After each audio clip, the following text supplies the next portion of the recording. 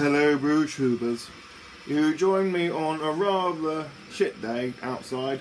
Bloody awful weather, rain, drizzle, damp, grey, miserable. Pretty typical English weather really.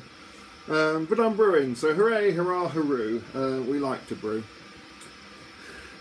What am I brewing though? I am brewing a beer. Hooray! What beer? I am brewing, if we go to the right screen, Founders Porter clone, sent to me very kindly by Rusty. He sent me a beer mail of said beer, and it was bloody lovely. It was an excellent beer. So I asked him for the recipe, and he has said provided me with recipe. So I'm going to brew it. Couple slight substitutions though on the hop front, but I'll be mainly following what he has sent me. So let's go through the grain brew. 4.6 kilos of Marisota, 625 grams of chocolate malt, 435 grams of Munich No. 1, 310 grams of carapils, 200 grams of crystal malt, and 80 grams of black malt. So yeah, quite a good little grain bill there. Onto the hops. It's a 90-minute boil, and the first hop addition is at 60 minutes, which is 25 grams of nugget. The next hop addition is at 20 minutes. On the recipe it has 25 grams of crystal and 25 grams of Williamette, but I don't have either of those, so I'll substitute it for 25 grams of Hallertauer, I believe, and 25 grams of Fuggle. Proto-flock, then at flame out 10 grams of crystal and Williamette again, so my substitute Fuggle and Hallertauer, so 10 grams each of them. And then he's got here to use USO5. I might use different yeast. I might get some Whitbread ale yeast out of this fermenter and just chuck it in, because this is going quite well. So yes, I'm slightly bastardising the recipe, but not by much. It should still end out a good beer, I think. I hope. So, right, I do need to check I have actually got all the ingredients, because I have a funny feeling I don't have much Munich. We shall see. Anyway, you'll rejoin me for mashing in. How exciting! So I've managed to create some sort of Frankenstein's monster of a beer.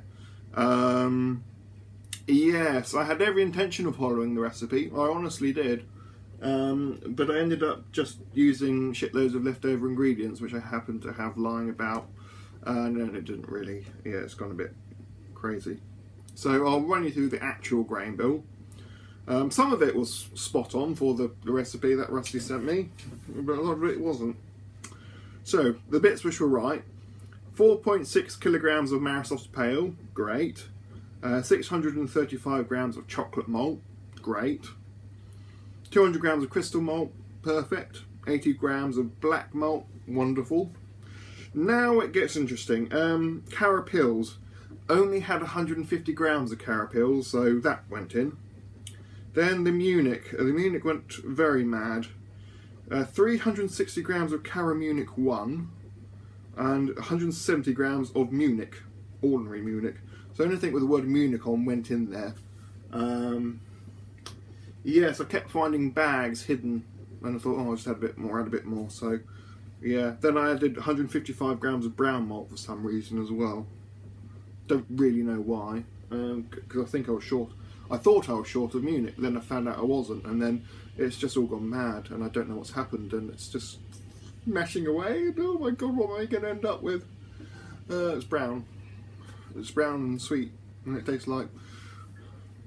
We'll see what happens. Yes, and although these seem very round numbers, there's a little bit of a guessing work in there as well, because especially around the Munichs, because I had so many different types of Munich. Like just Munich, then Cara Munich, and then Carafa Munich, and Cora Munich, and Munich Trials, and I don't know. Yeah, lots of Munichs. Münchens.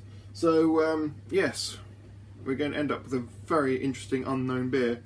I will brew the recipe exactly one day, but this hasn't turned out exactly right. Well, we'll leave it mashing for an hour and a half. It's about 20 to 1, so I'll get back here at about 2 o'clock and see how we're doing. Hooray. Use up a lot of ingredients, that's very good.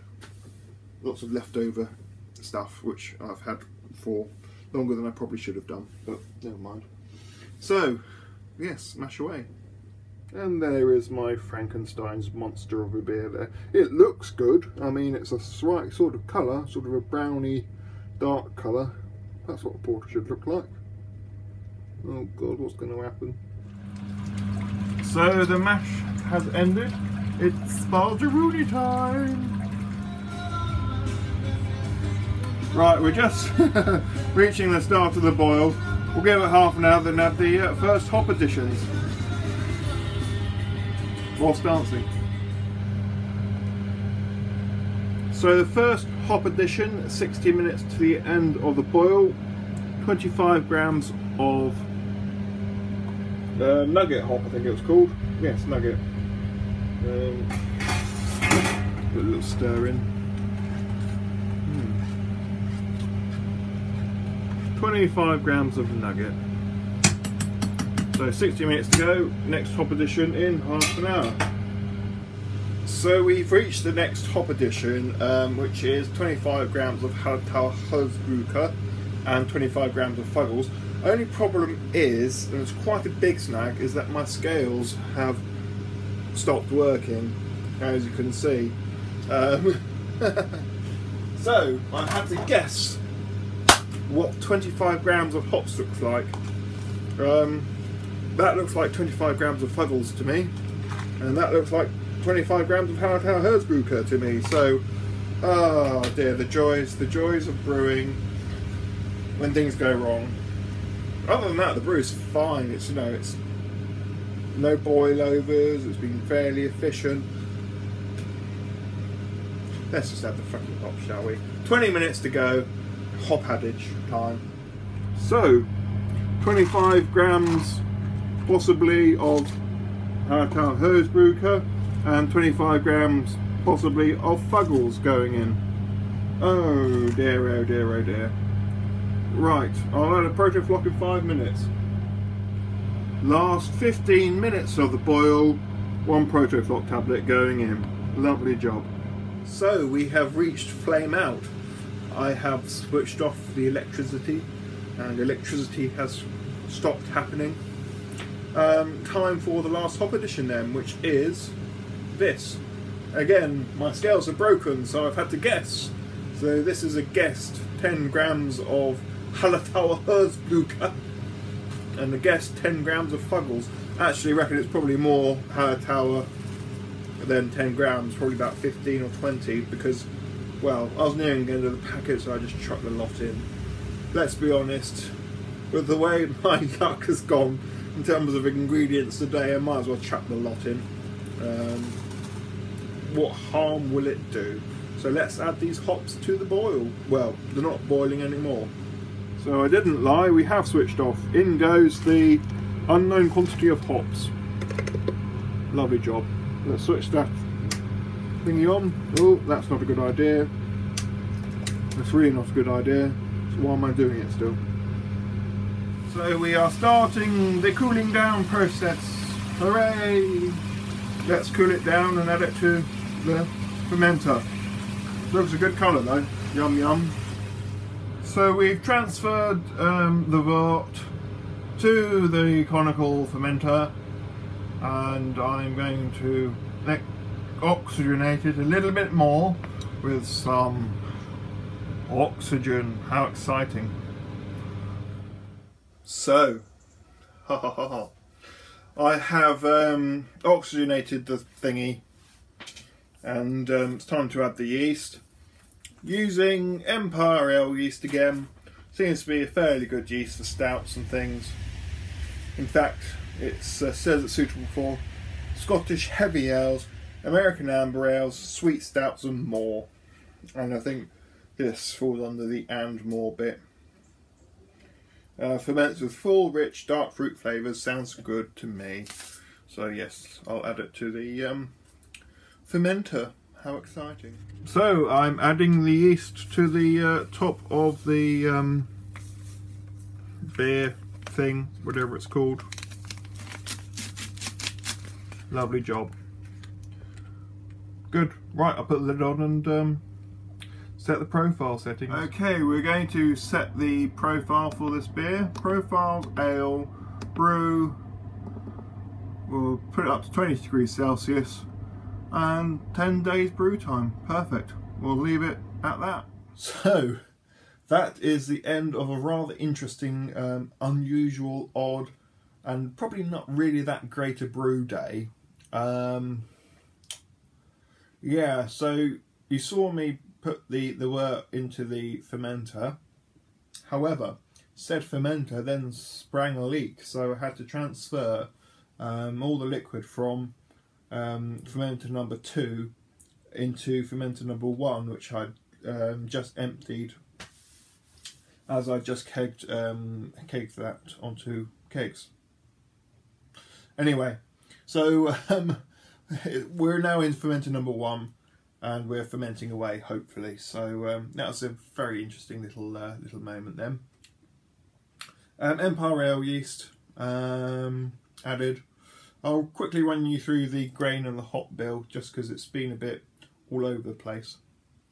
Grain bill then was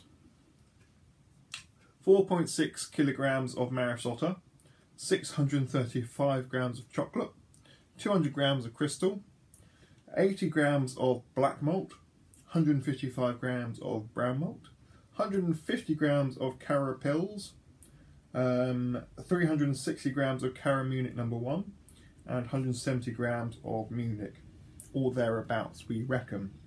Hops, definite. So it was a 90-minute boil. So with 1 hour remaining, we added 25 grams of nugget and 12.8 alpha acids. Then with 20 minutes to the end of the boil, we think we added 25 grams of Hallertau Herzbrücker and 25 grams of Fuggles. And at the end of the boil, we think we added 20 grams of Hallertau Herzbrücker and 10 grams of Fuggles.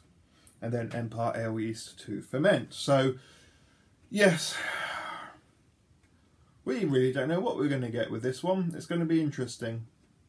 I think I'm to blame for how things have gone tonight. They haven't gone very well. Oh well. I probably need a drink. I have had 1 or 2, but I think I need another drink. Probably need another drink.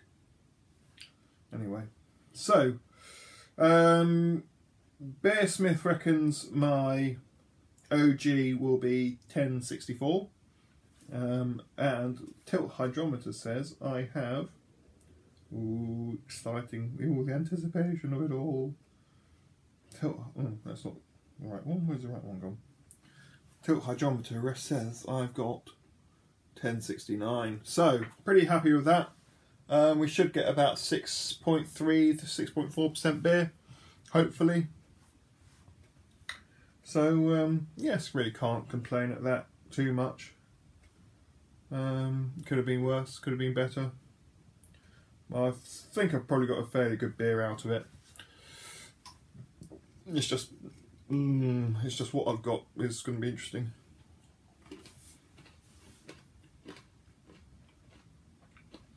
It's dark outside, it's still miserable.